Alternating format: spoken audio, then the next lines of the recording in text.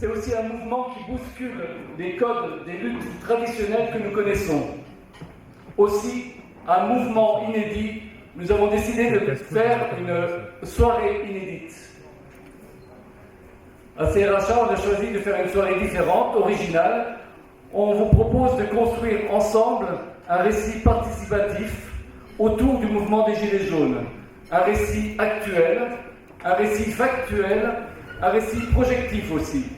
Parce que nous pensons qu'il est important de coller à l'actualité et à l'effervescence du moment, d'être dans le présent de ce qui se passe aujourd'hui en France.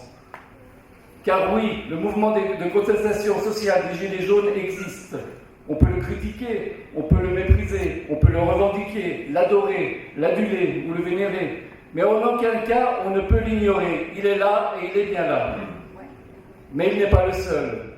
Partout, il y a des luttes. Dans les hôpitaux, les EHPAD, la psychiatrie, les services publics, les écoles, les entreprises, les tribunaux. Il y a les luttes citoyennes pour le climat, pour l'environnement, pour la qualité de vie. Que va-t-il fleurir de tout ça? Au-delà de la colère qu'ils expriment, quels fruits allons-nous récolter? C'est ce qu'on a la prétention de débattre ce soir avec vous, car ce récit, vous en êtes les auteurs, vous en êtes les acteurs, et vous en serez, je souhaite, les éditeurs. Ce débat est construit avec 4 séquences. La première, c'est la perception du mouvement des Gilets jaunes, qui sera animé par Stéphane. La deuxième, la réaction du pouvoir face aux Gilets jaunes, avec Cyril. La troisième, qu'on a intitulée « Que faire pour que ça marche ?» avec Fanette et Patrick. Et la dernière, ce sera « Le jour d'après ». Pour ce débat, nous avons 2 intervenants. Laura, si tu veux te présenter rapidement. Bonsoir à tous et merci à tous d'être là et merci au CRHA de nous avoir accueillis aujourd'hui. Je m'appelle Laura et je suis gilet jaune d'Almas et en mouvement depuis le début du mouvement. François Boulot, avocat au barreau de Rouen, 32 ans, gilet jaune depuis le 17 novembre et porte-parole des Gilets jaunes à Rouen. Voilà. Et nous avons encore notre principal invité de la soirée, et ce principal invité de la soirée, c'est vous. Sous l'œil vigilant de Marcel.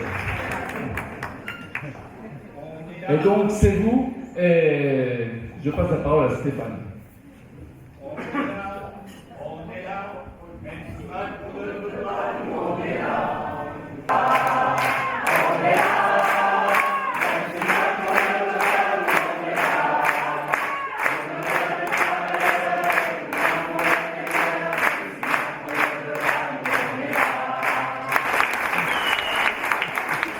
On va commencer par, dans la bienveillance, bien sûr, voir qui est là. Donc on va faire un petit sondage.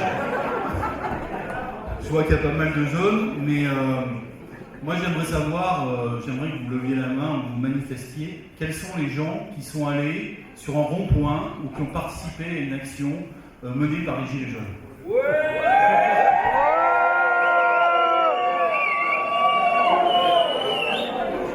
Vous êtes tous sincères?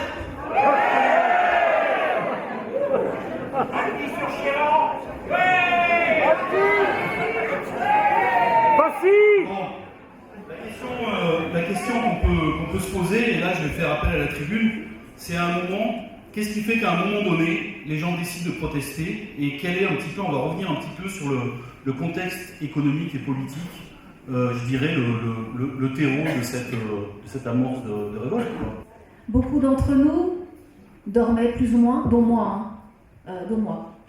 Et face à l'injustice sociale, face au mépris de M. Macron, parce que ça, je pense que ça a réveillé beaucoup de gens. On ne peut pas supporter un président qui parle de nous comme ça, qui nous rabaisse. Voilà. Et il y a tellement de choses qui sont injustes en France aujourd'hui. Il y en a tellement qu'il faudrait une liste. Déjà, même mes fiches ne suffisent pas, si je dois faire une liste là-dessus. C'est l'injustice sociale, l'injustice par rapport aussi à l'écologie qui n'est pas prise en compte aujourd'hui. Ça peut aller, c'est très vaste, ça peut aller jusqu'aux animaux, jusqu'à tout ce qu'on veut, et aux enfants, aux retraités, on est méprisé par le gouvernement et on veut être écouté. Voilà. Moi, ce qui m'a fait me réveiller. Voilà.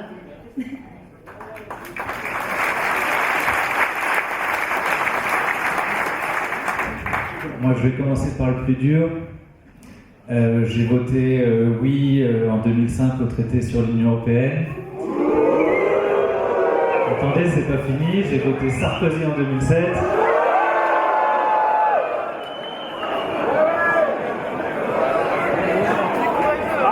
C'était pour vous mettre dans l'ambiance. Et puis après, je me suis réveillé.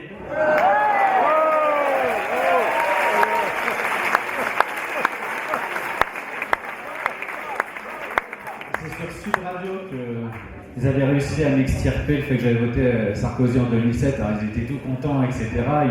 Ils l'avaient soutiré hors antenne. Puis du coup, à l'antenne, ils me disaient « Alors, vous avez voté Sarkozy ?»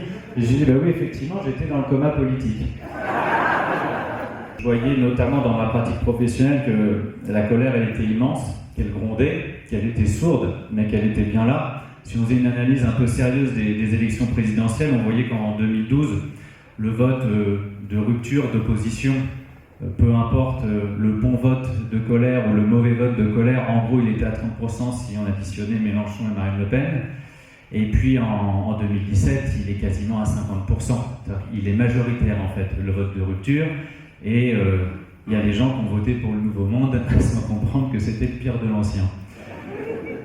Et j'ai donc au début, dès le 17 novembre, je suis allé voir avec à la fois l'intuition et l'espoir que cette journée allait dépasser le 17 novembre et que les gens allaient rester mobilisés.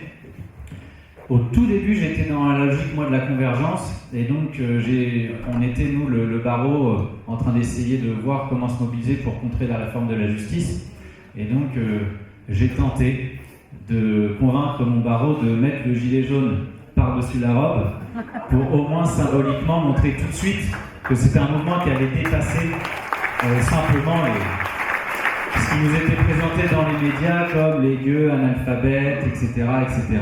Bon. J'ai lamentablement échoué. C'est-à-dire que sur 70 personnes, il y avait 4 votes pour, dont le mien. Pourtant, j'avais un espoir, parce que 6 mois plus tôt, j'avais réussi à les faire manifester avec les cheminots.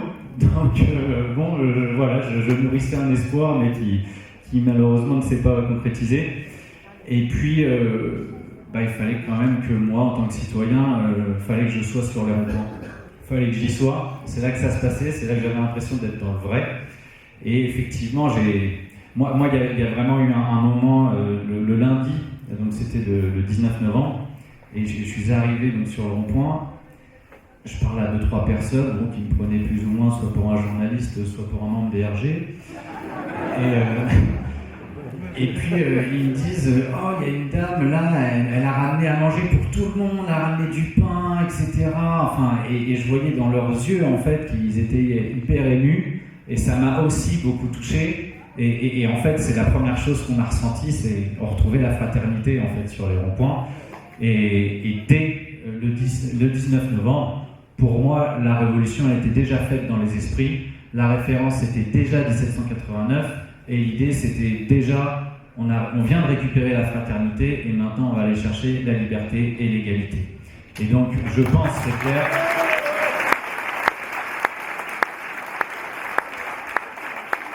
Qu'est-ce que c'est ? Oui, pour l'instant, c'est une révolte à ce stade, mais la révolte deviendra révolution quand on aura gagné. Et ce qui me semble certain et évident, c'est que le processus révolutionnaire, il est engagé depuis le 17 novembre 2018 et il est irréversible. Il y a un avant et un après.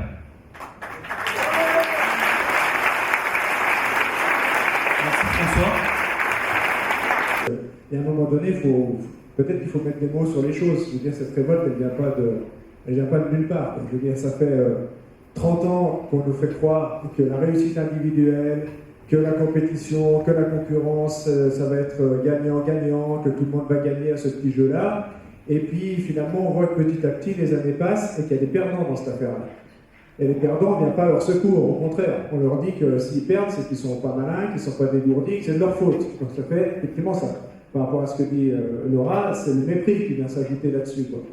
Et puis finalement, il y a quand même un ressenti global qui montre qu'il y a quand même une minorité de gens qui se gavent, pendant qu'il y en a qui triment derrière. Donc il y a quand même finalement ce sentiment qui vient progressivement que la belle histoire qu'on a essayé de nous vendre pendant 30 ans, on essaye de maintenir ce système-là, on essaye de maintenir ses croyances. Du coup, on resserre les rangs, Macron arrive, et du coup, lui, il va encore plus vite, encore plus fort, et ça marche pas, ça marche plus. Et du coup, finalement, même si évidemment les gilets jaunes qui se mettent sur les ronds-points se sont pas forcément dit, tiens, c'est finalement la cause de notre révolte, c'est le néolibéralisme, c'est toute cette idéologie pourrie qui finalement nous fait sortir.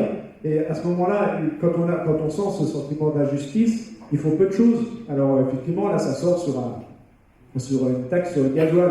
Alors, évidemment, tous les gens de gauche, ils disent ah ouais, écolo, ouais, on sort sur le truc de gasoil, mais c'est pas l'importance. Ah, l'importance c'est pas là. Une minute. Ah, il me reste encore, putain, vous allez vous faire chier.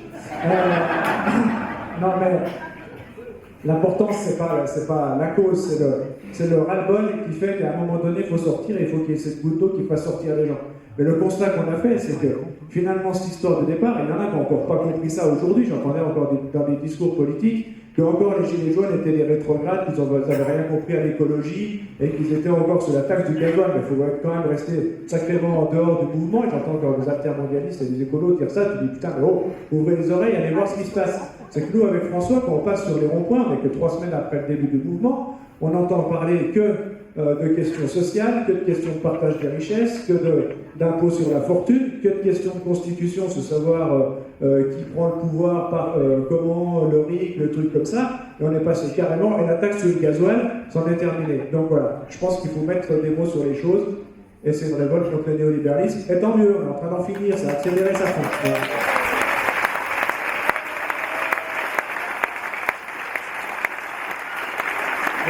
Identifier à ces femmes, parce que c'est comme majoritairement des femmes au départ qui sont sorties dans la rue, à ces femmes qui souvent cumulent pas mal de difficultés. Elles sont des militants, parfois, ce qui n'était pas mon cas, j'ai été travailleur social puis prof, parfois elles ont un métier même pas passionnant, et en plus elles ont des difficultés avec leurs enfants, des difficultés de parentalité. Pour ma part, j'ai eu après à manifester à partir à Chambéry, Lyon et Paris, et je comprends qu'on puisse avoir peur, puisque pour le 1er mai, pour ma part, j'étais à Paris, nous avons été complètement lancés sur la rue du Montparnasse. Ça a été vraiment quelque chose de catastrophique. Lorsque des gaz lacrymogènes ont été lancés, moi j'ai cru franchement y laisser la vie. Vraiment, j'ai cru y laisser la vie, donc je comprends que des personnes aient peur d'y aller. Après, dans des plus petites communes, autour de ronds-points, c'est plus facile, plus aisé d'y aller.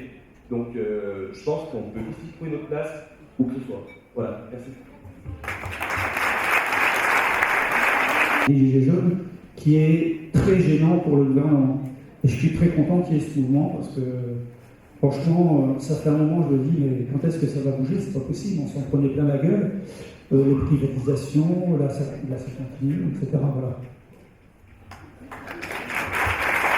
Au nom de la date de Notre-Dame-des-Landes. Et je voudrais vous dire un mot sur les liens qui se sont créés justement entre la date de Notre-Dame-des-Landes et les Gilets jaunes, parce que ça paraît vraiment en plein dans le sujet. Ce que je veux dire, c'est qu'il y a des convergences possibles et il y a des moyens de lutter ensemble. À Saint-Nazaire, ils ont créé ce truc de la Maison du Peuple. L'ancienne Maison du Peuple de Saint-Nazaire, elle avait été détruite pour un centre commercial. Et ça a créé un truc énorme dans la ville. Les convergences existent et on peut les construire. Et c'est un formidable message d'espoir que j'ai envie de vous donner ce soir. Voilà. Et j'en ai parlé aux collègues, voilà, en essayant. Et en fait, on m'a regardé de travers et j'ai un peu de mal à amener les gens sur le rond-point. Mais c'est un rond-point qui tient et on construit. Voilà, là on a sorti un bouquin. Enfin, voilà, on essaie de construire et donc on a participé à Commercy, à Saint-Nazaire. Voilà, on essaie de travailler pour converger. Voilà. En fait, nous on nous taxe par contre, les pauvres, comme toujours. Et c'était pour ça que je voulais répondre. Et en fait, moi je suis mobilisé par rapport à que j'ai une invalidité, ça se voit pas. Et en fait, du coup aussi, je suis mobilisé par rapport à toutes ces injustices qui font que les invalides en fait, ils sont payés moins par rapport à des gens qui sont pas valides, qui sont valides. Et du coup, ce qui n'est pas normal non plus. Parce qu'en fait, ils n'ont pas choisi. On n'a pas choisi d'être invalide. Voilà, c'est pour ça que je suis depuis le début dans le mouvement. Voilà.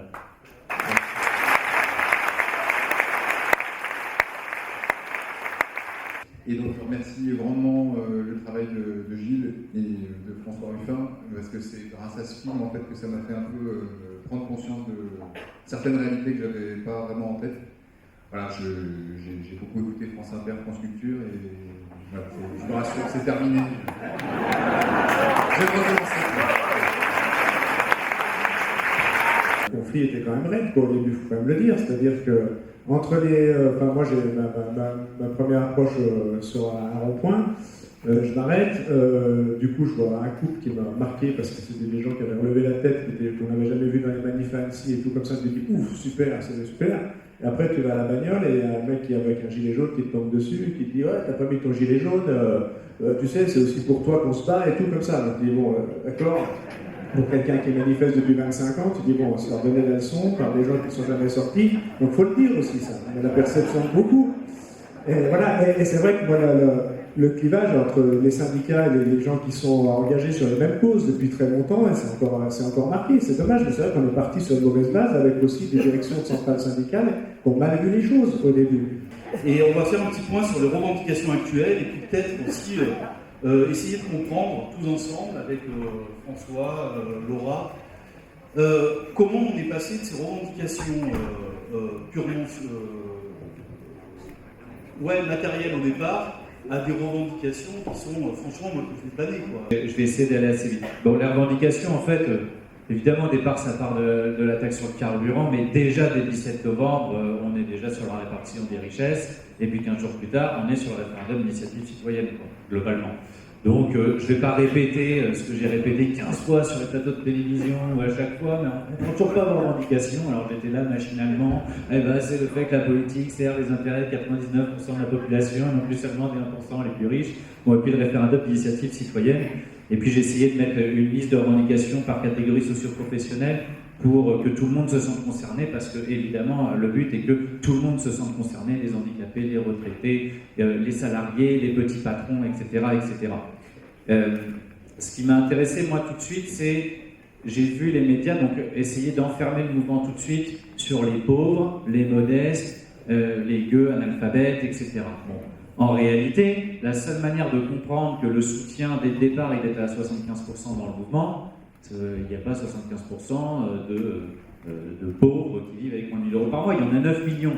Bon, donc c'est déjà beaucoup trop, mais ce n'est pas 75% de la population. Donc ça veut dire qu'au-delà des modestes, et c'est évidemment eux que la politique devrait servir en priorité, mais au-delà, il y a toute la classe moyenne au sens large qui s'est mise en sympathie avec le mouvement, et pour une raison simple, c'est qu'ils en avaient marre de supporter sur le poids de leurs épaules tout l'impôt, pour constater qu'en contrepartie, tous les services publics du pays sont en train de s'effondrer.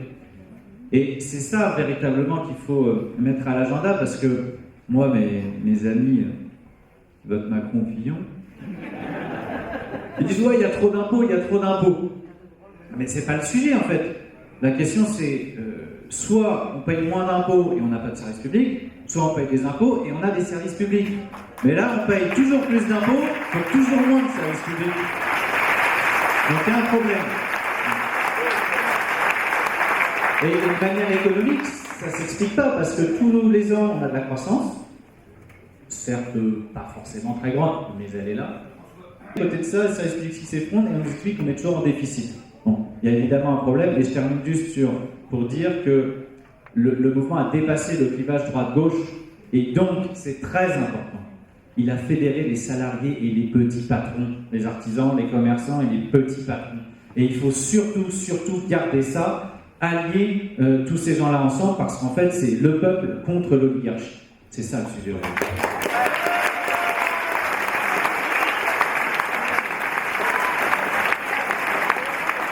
Pour tous mes amis gilets jaunes, dont je suis fière, et moi aussi je suis fière de moi, de ce qu'on fait depuis 6 mois, c'est nos 6 mois, à tous, déjà.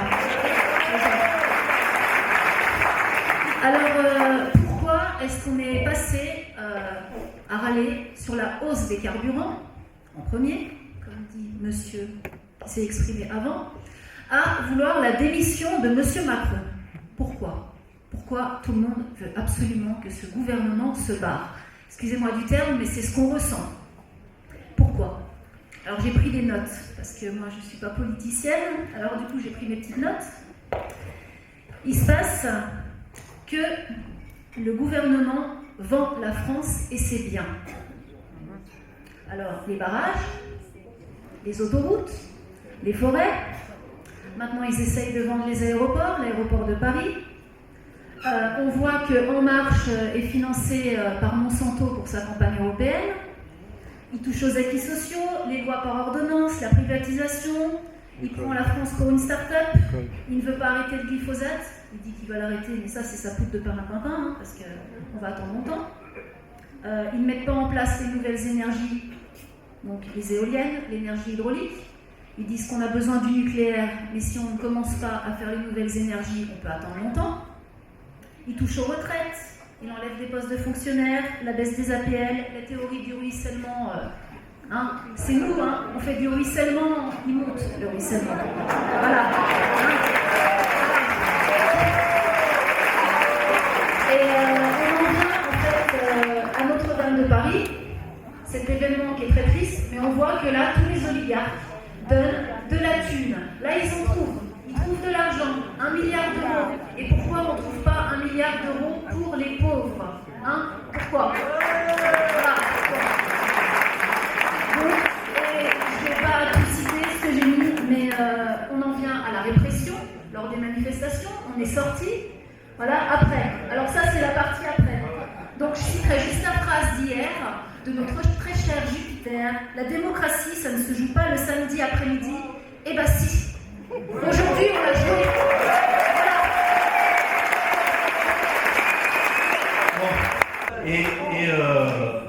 Et là, du coup, j'aimerais qu'on fasse tourner un petit peu le micro, mais il faut vraiment aller très vite parce qu'il nous reste 5 minutes sur cette partie-là, sur la revendication, c'est-à-dire sur le RIC. Représentative ne représente que les oligarques et qu'il fallait une démocratie participative. Alors au début, on ne savait pas que ça s'appelait le RIC, mais on a cherché, on s'est documenté, on a lu et on a trouvé ce que faisait l'article 3 depuis des années. Voilà. La nécessité du pouvoir que le salarié va prendre dans les entreprises. Alors on appelle ça RIC, on peut appeler ça nouveau droit aussi pour les salariés, peser dans les conseils d'administration, peser dans les CHSCT, qui aujourd'hui sont plutôt une instance de consultation et pas vraiment décisionnaire. Voilà, je pense qu'à travers le mot RIC, on peut mettre tout un tas de choses. Avoir des ateliers législatifs, par exemple, participer à l'élaboration de lois qu'on voudrait voir mettre en place dans le pays. Mais la revendication ne se résume pas au RIC. Moi, je pense que le RIC, il a derrière lui cette ambition de réformer complètement, de révolutionner complètement la démocratie telle qu'on la conçoit dans ce pays.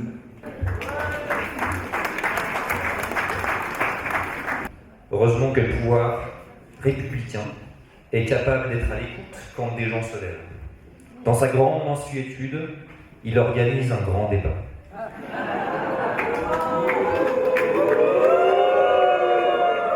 Bon, vous y avez pas participé, évidemment. Blague à part, effectivement, tous les pouvoirs, qu'ils soient législatifs, exécutifs, judiciaires et même médiatiques, ont réagi face à ce mouvement. Donc, la question qu'on peut se poser, c'est pour vous, dans la salle, quelle a été la réaction qui vous a le plus marqué? Que plus on me tape dessus, plus je vais aux manifs. Donc, pour moi, je lâche pas. Voilà, je suis angolais réfractaire et j'ai eu la chance, le 1er mai à Paris, de pouvoir parler à une télévision russe, chinoise, Al Jazeera et américaine. Et en tout cas, ce que j'ai pu leur dire, c'était que s'il fallait mourir dans les manifestations, je suis désolé, je suis prêt pour mes enfants et mes petits-enfants. n'ai pas d'excuse de ne jamais être allée sur les ronds-points. Je ne reviens pas là-dessus. Ma réaction, celle que je retiens, c'est l'attaque, la charge menée contre Geneviève Leguet. C'est par ailleurs une de mes connaissances. Et je suis très émue quand je parle d'elle. Et pour moi, attaquer Geneviève, c'est attaquer les valeurs même de la République. Et en faisant ça, je pense qu'ils signent leur propre sortie de piste. J'ai vécu comme jeune étudiante les manifestations de 68 et à cette époque-là, dans les petites villes, on identifiait des flics en civil qui poussaient à casser. C'est tout ce qui m'a marqué, vraiment ce qui m'a marqué. Moi, je suis enseignante en lycée, mobilisée depuis 1 an et demi contre les réformes Blanquer, syndicaliste aussi et militante féministe, donc la première intervention m'a beaucoup touchée.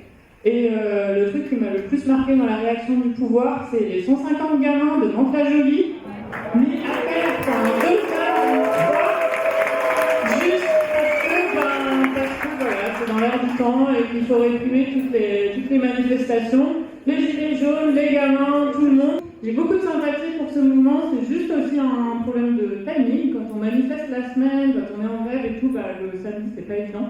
Mais quand on y va, on se rend compte qu'on a beaucoup en commun. Voilà.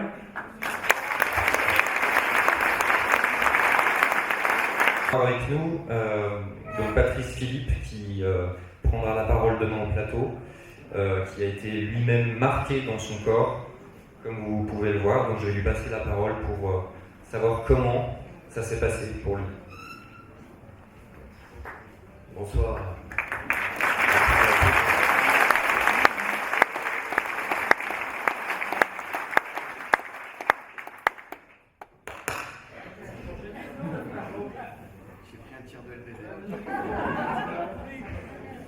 Ouais, je passe. Alors, effectivement, la réponse de notre gouvernement, il a été assez rapidement, on s'en est tous aperçus, la répression. Bon, la répression tout court, avec tout son cortège de malheur. Alors effectivement, il y a des gilets jaunes qui sont un peu plus, on va dire, combatifs que d'autres, qui vont en contact avec les forces de l'ordre.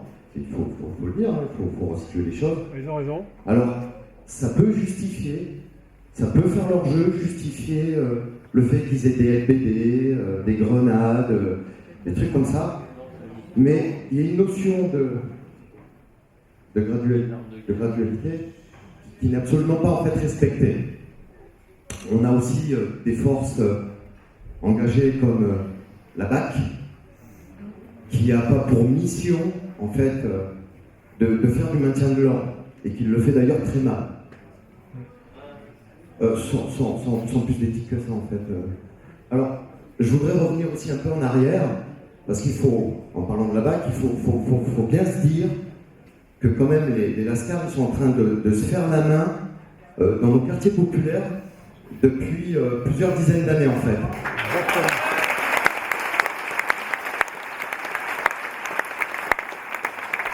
Et tout ça, pratiquement, quasiment l'ignorance générale, en fait. Bon, effectivement, alors, c'est une période où on parle de flashball, où l'appareillage est un peu hésitant, et puis on tire encore des balles en caoutchouc. Moi je viens du sud-ouest, ils m'auraient balancé ça à l'époque, je sors une raquette de malade, je leur envoie. Maintenant il faut bien être précis. Ils ont été fournis avec des LBD, qui sont des armes extrêmement précises, avec un canon rayé, donc qui stabilise le projectile, des visées laser. Des visées laser qui sont extrêmement précises. Alors, les fournisseurs étrangers nous ont fourni ces LBD avec des balles molles, très très molles. On pouvait les embrasser presque à 300 km/h, petit bisou au passage, ça. Voilà. Notre gouvernement a eu vite fait de remplacer ces balles par du plastique très très très très dur. Alors, pour les grenades IF4, alors, a priori, elles vont être retirées, celles qui arrachent les mains. Elles vont être retirées. Monsieur Castaner finit les stocks. Je ne sais pas la quantité que ça représente, on en a encore pour un petit moment. Vite fait, la IF4. Alors, en manif, ne ramassez rien du tout. La IF4, moi je l'appelle la vicieuse. Elle a pour mission première de faire un gaz fumigène. Donc effectivement, on a tendance à vouloir faire un retour à l'expectateur en fait. Mais c'est pas que un fumigène. Elle a pour deuxième mission de disperser avec le blast, le souffle. Donc ce que vous pensez être un fumigène au départ, ça se transforme en truc catastrophique, soit une main arrachée ou un pied enlevé parce qu'on a essayé effectivement de la... Il faut partir, il faut fuir et prévenir autour de vous que c'est très important. Il y a une grenade, il faut vraiment le signaler. Alors, c'est très dangereux et c'est souvent utilisé, là encore une fois, hors cadre légal.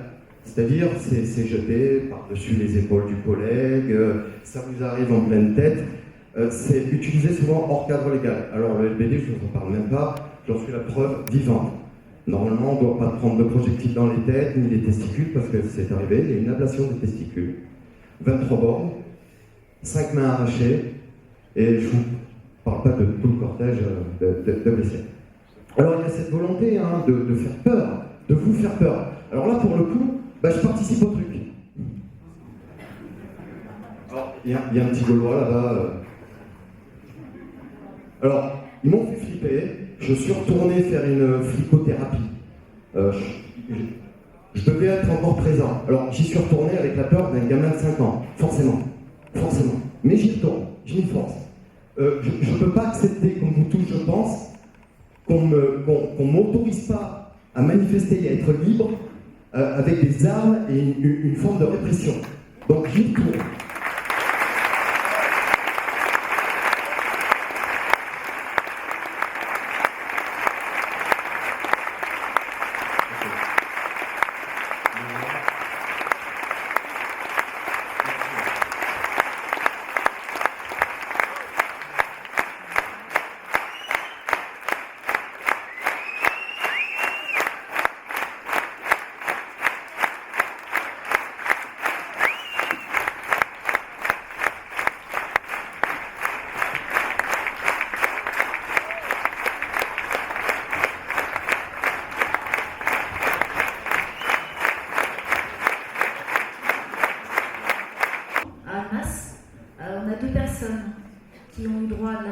Policière assez hard, dont un vous devez un peu connaître, Jamil, de la chaîne Jamil Chose à te dire, qui s'est pris un tir de LBD, donc dans la tempe, sans raison aucune. C'est quelqu'un de pacifiste qui filmait, voilà, il a été sur plusieurs manifestations et il s'est certainement fait repérer et pour moi c'était visé. Et ça lui est arrivé une deuxième fois, il n'y a pas longtemps, c'était pas un LBD, il s'est fait matraquer. Voilà, 2 fois. Et oui, par derrière. Donc tu dis, la charge est arrivée par derrière, il n'y avait aucune raison que ça lui arrive dessus, et on l'a tapé sur la tête. Et ce même jour, donc c'était à Lyon, il y a un des nôtres aussi qui s'appelle Aurélien, qui s'est pris une charge de CRS. Sans aucune raison, c'est quelqu'un de pacifiste aussi. Et il s'est fait matraquer par 6 CRS. Il a saigné de la tête, il est traumatisé. Parce qu'il ne le montre pas trop, parce qu'on est tous un petit peu fiers, mais il est traumatisé, il est jeune, il a moins de 30 ans. Alors moi, ce qui me choque, c'est ça, et quand j'entends Patrice, avec qui j'ai discuté tout à l'heure, je suis très émue, parce que c'est quelqu'un de très humain et ça se ressent. Et c'est pas quelqu'un de méchant. C'est quelqu'un qui se bat pour la démocratie, parce que la démocratie n'existe pas en France. Quand on prend le terme démocratos, c'est pas ça. Le pouvoir part pour le peuple. Voilà. Donc on est au 6e mois du mouvement des Gilets jaunes. Et moi, ce qui me choque, c'est 2448 blessés. On est soi-disant en démocratie. On est soi-disant libre. Et on est classé entre le Venezuela et Haïti. L'ONU a fait un rappel à l'ordre et Là-haut, ça ne bouge pas. Ça ne bouge pas. C'est comme si ça n'existait pas. Nous sommes des miasmes, nous sommes des riens, nous sommes des Gaulois réfractaires, nous sommes des opposants politiques. Et les opposants politiques, apparemment, on essaie de les détruire, mais on ne se laissera pas faire.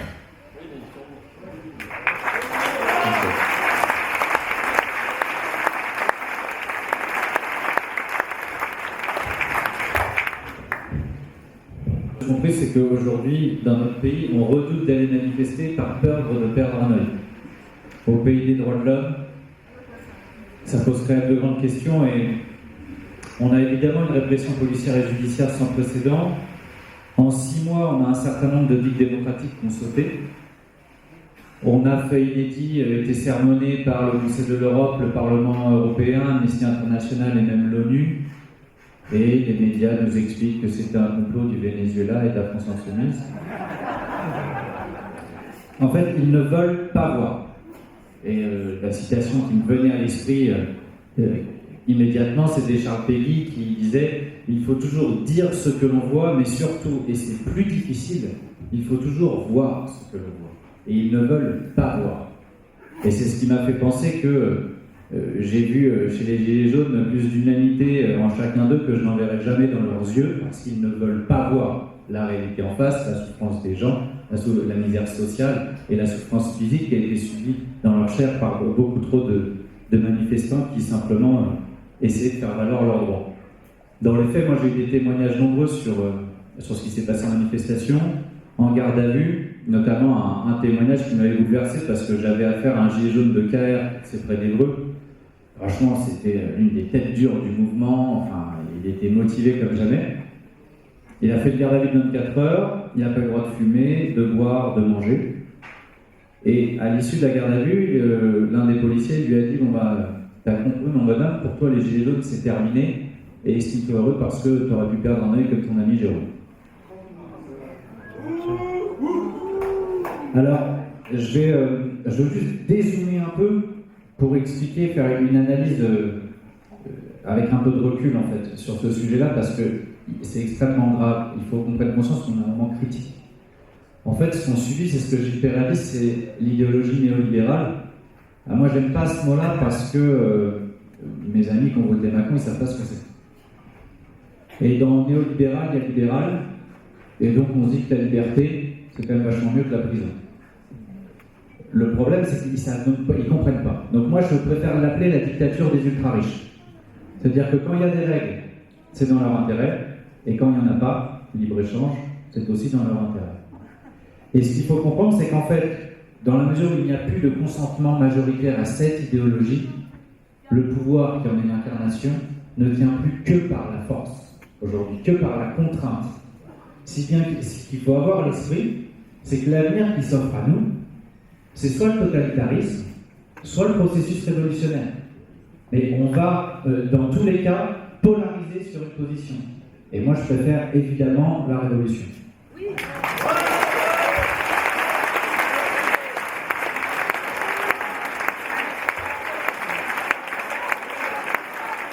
On change de gouvernement, que va-t-on faire de la police? On garde la main. Il y a une distinction, à mon avis, à faire entre les gendarmes et la police. Moi, très franchement, il y a peut-être eu quelques abus ici ou là des gendarmes, mais nous, à Rouen, en tout cas, à chaque fois qu'on arrive, ils ne portent pas le casque, déjà, les gendarmes. Donc ça permet déjà d'abaisser la tension, on peut discuter avec eux, etc. Ah, pas si, et après, dans la police, il porte la mitraillette à on a les policiers et on a la DAC.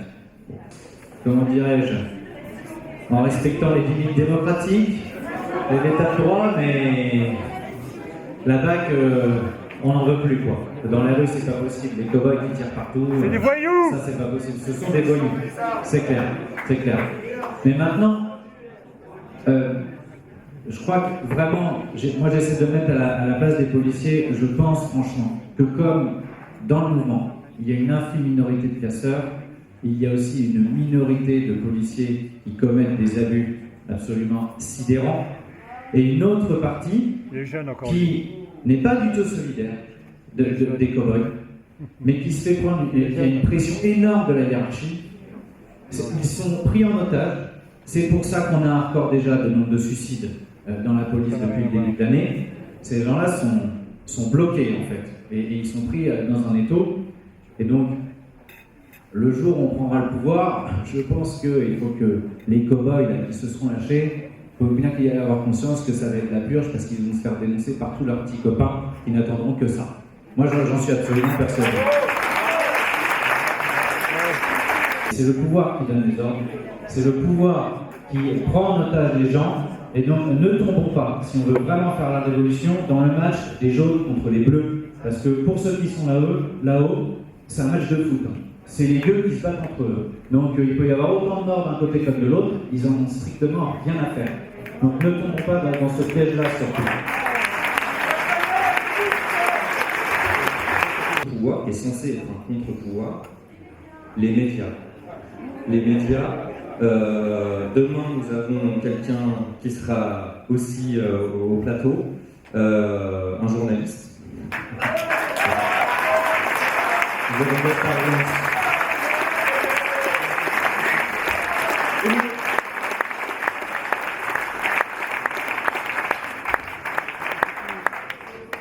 pas du tout préparé de propos liminaires un peu plus ça, mais j'ai dit que je n'avais pas préparé du tout prise de parole ce soir. Tu vois, voilà, c'est mieux. Et donc, du coup, j'avais pas du tout préparé de prise de parole, mais j'ai pris des notes avec ce que vous avez dit avant. Et il y a un truc qui est vachement intéressant. On a discuté, ça fait longtemps que j'ai pas fait l'Assemblée Générale. C'est pas l'Assemblée Générale.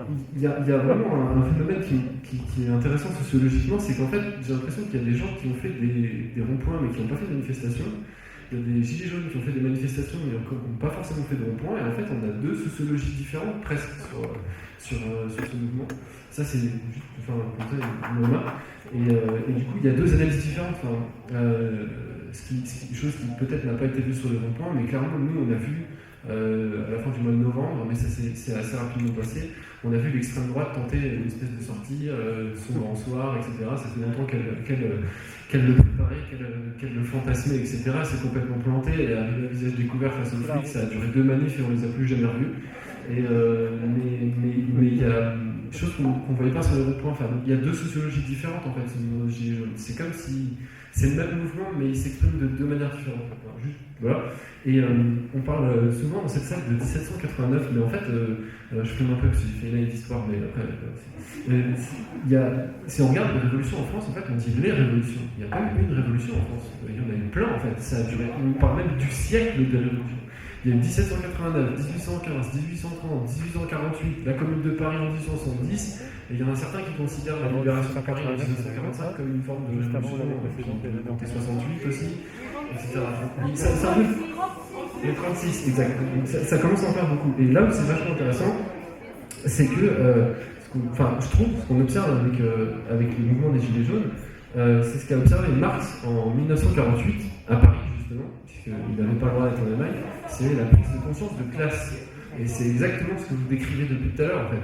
C'est-à-dire que c'est des gens qui d'habitude ne se croisent pas, n'ont rien en commun, ne sont pas du tout, n'ont pas les mêmes revenus, n'ont pas les mêmes orientations politiques, etc. Et tout à coup, ils ont tous les mêmes revendications, ils ont tous le même objectif, ils ont tous la même direction. C'est une prise de conscience de classe. Alors après, il y a d'autres sociologues qui ont appelé ça la formation d'un nexus, par exemple, je crois. Je ne sais plus qui a dit ça, mais à partir d'un certain moment, quand un phénomène prend une telle importance dans la société, alors on dit qu'il fait nexus. Voilà, c'est le cas des Gilets jaunes. Par exemple, le CPE, ça avait fait nexus à l'époque. J'avais noté aussi qu'en fait, il y a une inversion de la désociabilisation. Ça veut dire, depuis des années, on disait, regardez, les gens, ils sont tout seuls, ils communiquent plus entre eux, les réseaux sociaux, ça isole les gens, etc. C'est exactement le contraire qui est en train de se passer. Cette salle, elle est pleine. Les ronds-points, ils sont pleins de gens, divers, des jeunes, des vieux, qui sont pas du tout, qui font. Enfin, il y a une forme d'inversion, peut-être de mouvement de contrebalancement par rapport à la désocialisation. Et c'est vraiment intéressant parce que il y a d'autres pays européens qui regardent avec beaucoup d'attention ce qui se passe en France. Nous, on a la tête dedans, donc on est concentré, etc. Mais il y a d'autres pays européens, donc ils ont l'habitude que la France soit un peu excitée, donc ils nous regardent avec. Voilà, mais ils sont très intéressés. Et juste pour finir sur l'anti-émeute, moi je suis de Strasbourg, donc j'ai fait quelques manifs en Allemagne, etc. La BAC, ça n'existait pas en Allemagne. les grenades lacrymogènes en Allemagne, c'est extrêmement rare. Les grenades explosives, ils n'en ont même pas. Les LBD 40 et les flashballs, ça n'existe pas non plus. Et en Allemagne, les manifs qu'ils ont, c'est pas des enfants de cœur, quoi. Enfin, les néo-nazis d'Europe de l'Est qui font 1m80 pour 120 kg, face à des flics français, ils ont fait de la charpie, quoi. Et pourtant, voilà, comme par hasard, à la fin d'une manif en Allemagne, et je dis pas que leur modèle est meilleur que ça, juste en termes de chiffres, ils mettent moins de flics, ils mettent beaucoup moins de moyens qui destroient les têtes des gens, et ils arrivent avec autant d'arrestations, mais moins de blessés, dans les deux camps, quoi. Donc l'espèce de dogme disant que la France a le leadership mondial du maintien de l'ordre, en fait, c'est du bullshit, quoi, en fait. Toi, en tant que journaliste indépendant, les pistes, on est un peu les ouvriers de la profession, donc bon, on n'est pas représenté. Bon, c'est extrêmement compliqué, je ne vais pas rentrer en détail, mais pour vous donner une idée, en gros, on n'a jamais le pouvoir, on décide jamais, on est payé en à peu près 90 à 120 jours. Donc là, en ce moment, je suis en train de toucher des factures de l'attentat de Strasbourg du mois de décembre, on a monnaie quand même. C'est comme si vous allez à la boulangerie, vous prenez une baguette de pain, vous dites, je reviens au mois d'août pour te la payer, quoi. Enfin, voilà. C'est ça la profession de journaliste. Et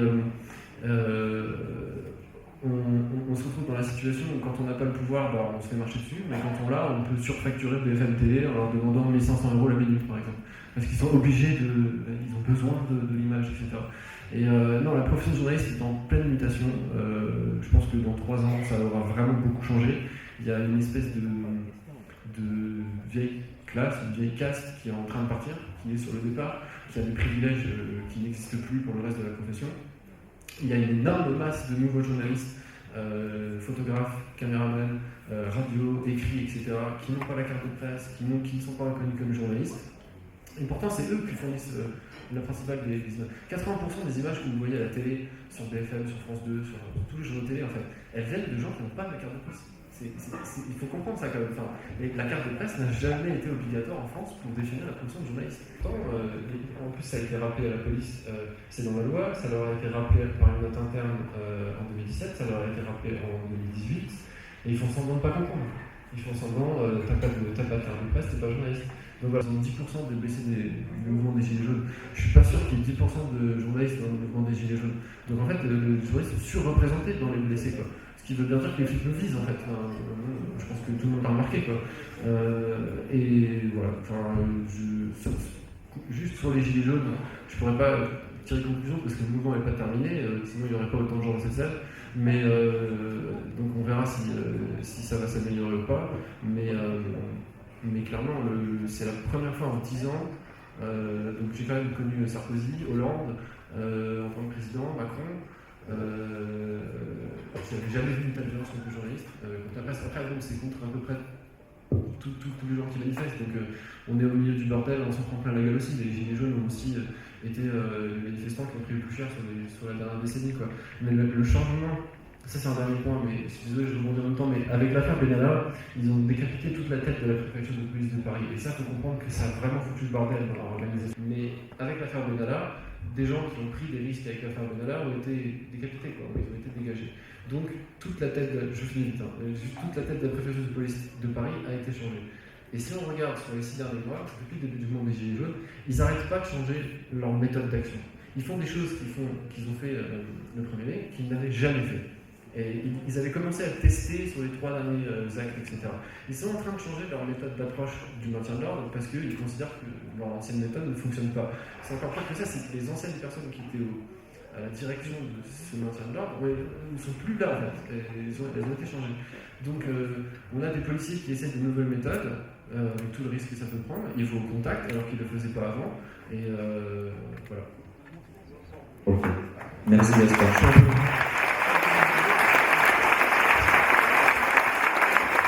Compte tenu du nombre de policiers qui n'ont pas de matricule, il y a combien de Benalla sur ces uniformes?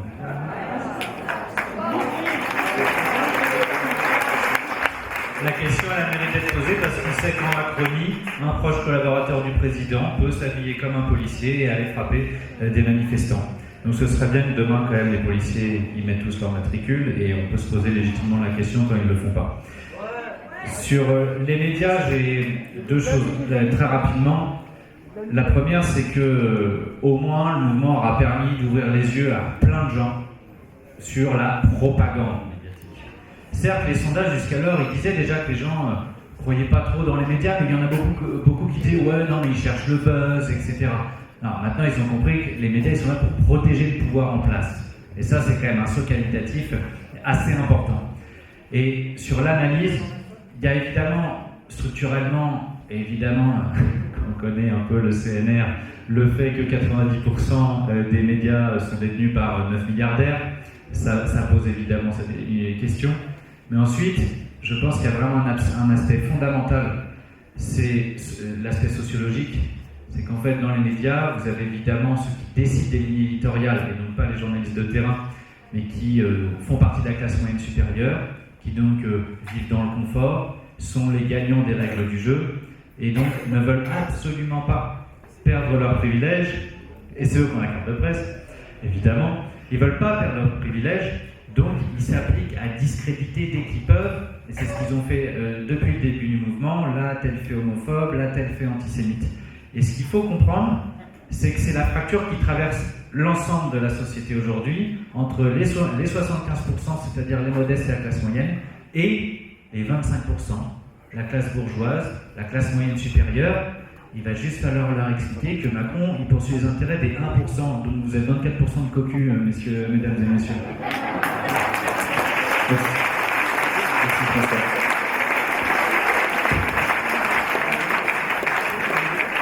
Donc, au fond, qu'on soit gilet jaune ou non, avec Gaspard, par exemple, qui peut juste exercer son métier, il en a pris autant qu'un gilet jaune.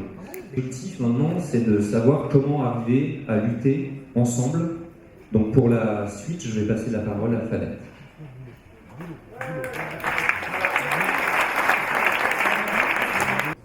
Donc on voulait commencer cette partie par une question toute bête finalement. Comment faire pour que ça marche? Comment faire pour gagner? Donc voilà, je vais vous passer la parole si certains veulent donner leur avis.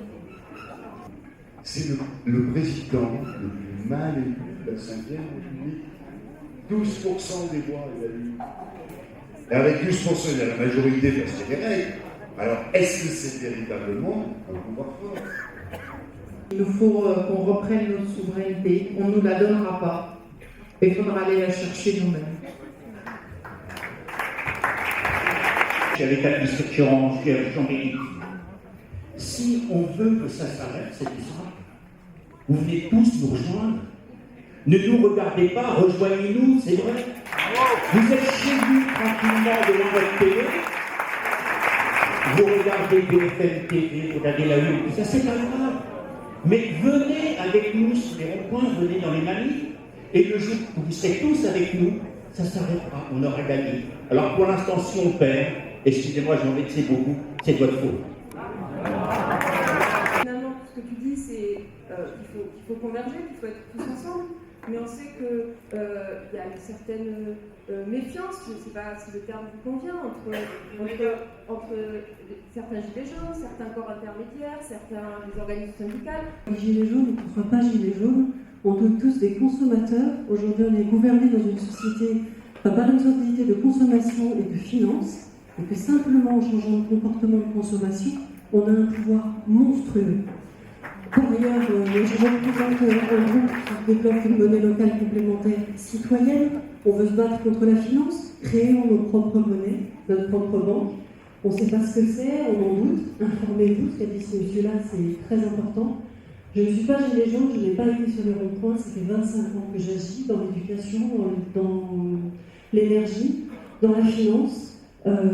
Voilà, simplement à mon niveau, après qu'on ait envie de créer un mouvement et qu'on retrouve solidarité, qu'on retrouve fraternité, c'est super. Moi, je n'ai pas suivi les gilets jaunes au début en disant la cause, les gens se trompent de colère sur la taxe sur les carburants, etc. Pour moi, c'était absolument pas ça le problème. Mais en fait, il est né de ça, quelque chose d'extrêmement intéressant. Qu'il n'y ait pas de représentant, putain de merde, mais c'est énorme.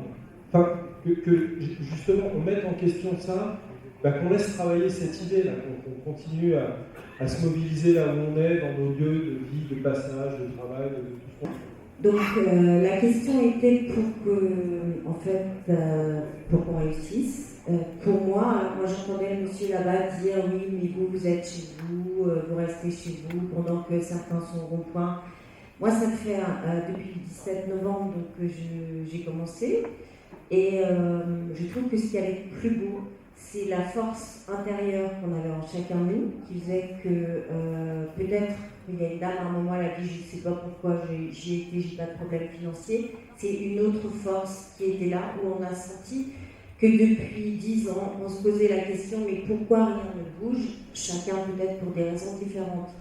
Moi je me dis que maintenant, mais ça ne concerne que moi, mais on est face à des problématiques, on parle de la presse, on parle de la violence, on parle de plein de choses et on parle beaucoup et tant mieux, mais est-ce qu'on ne peut pas tous aussi s'interroger pour utiliser nos forces, à savoir qu'en face, moi c'est un monde que je ne connaissais pas du tout et ils mettent en place des tactiques. Et à partir du moment où ils mettent en place des tactiques, ça veut dire que nous, moi, je trouve que jusqu'à maintenant, on n'a pas su utiliser nos forces. Ça veut dire que nos forces, il y a quelque part quelqu'un qui va être plus manuel, quelqu'un qui va être plus intellectuel, quelqu'un qui va aller justement devant des manifs pour qui la violence ne lui fait pas peur, quelqu'un qui va être plus dans la loi, quelqu'un qui... Et si on savait tous se dire, tiens, chacun, qu'est-ce que tu sais faire et qu'est-ce que tu peux apporter, il me semble qu'on doit être aussi à même de pouvoir mettre en place des tactiques pour virer ces espèces de putains d'enfoirés, de connards de merde.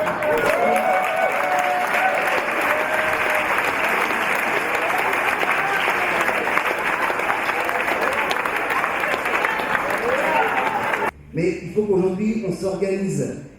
On a mis en place un site, c'est ça, hein, www.giletsjaunes-france.com.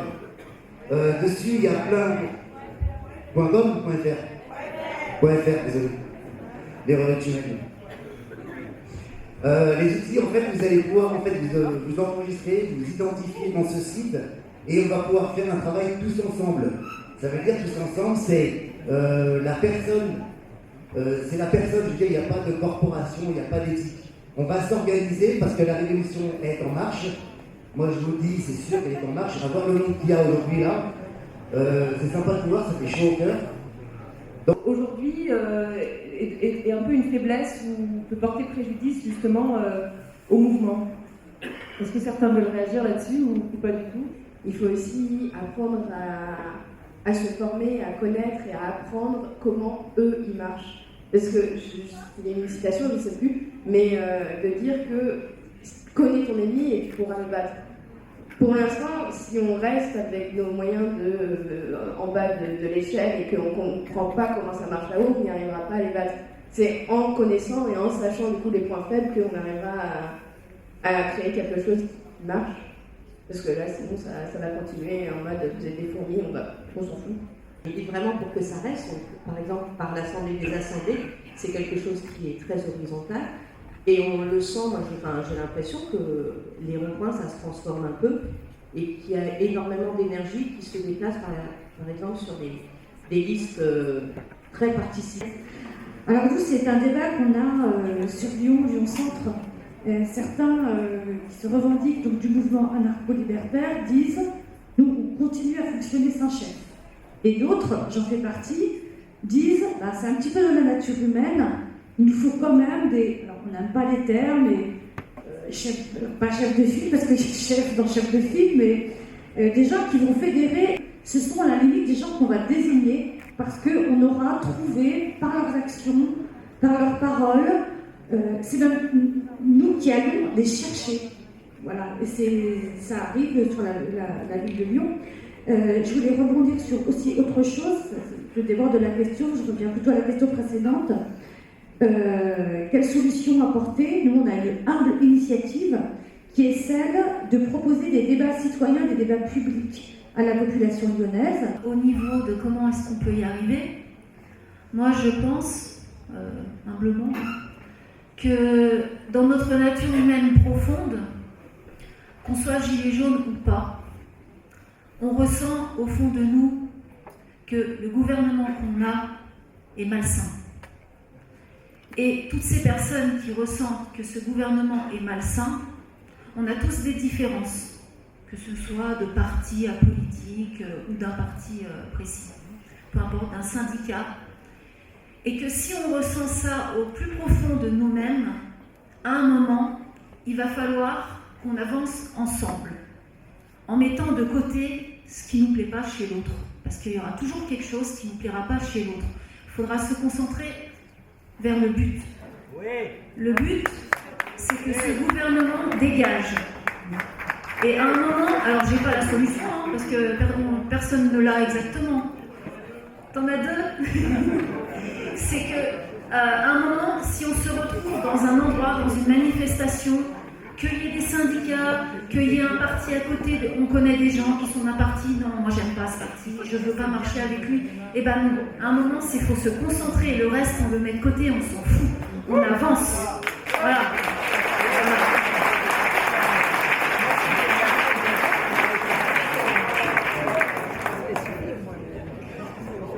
Alors, j'ai deux parties. La première, c'est quels sont les moyens, etc. Bon, j'en vois un à court terme. C'est pas un enjeu majeur, mais enfin, toutes les occasions de lui coller une gifle, j'ai envie de les saisir. Alors Macron, il nous dit, c'est mort ou chaos, vu la situation actuelle.